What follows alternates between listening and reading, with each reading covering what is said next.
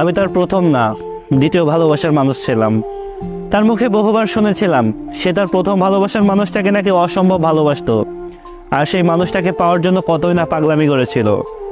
কিন্তু তারপরেও তার ভালোবাসার মানুষটা তাকে দেখে নাই, তাকে ভালোবাসেনি, ভালো রাখেনি। সেই দিন আমি এই কথাটা শুনে বলেছিলাম যে এত ভালোবাসার পরও মানুষ কিভাবে ছেড়ে চলে যেতে পারে। তার প্রাক্তনের প্রতি তার ভালোবাসাগুলো দেখে না সেদিন আমি তার প্রেমে পড়ে গিয়েছিলাম। আর ভেবেছিলাম তাকে যে ভালোবাসেনি, তারপরও সেই মানুষটা তাকে এত বেশি ভালোবাসে, তাহলে যদি সেই মানুষটা তাকে ভালোই বাসতো তাহলে সে কত ভালোবাসা দিত। কিন্তু আমি ভুল ছিলাম, আমার চিন্তা ভাবনা সম্পূর্ণটাই ভুল ছিল।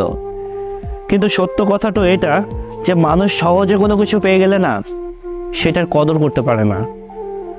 আর সেই মানুষটা আমাকে সহজে পেয়ে গিয়েছিল,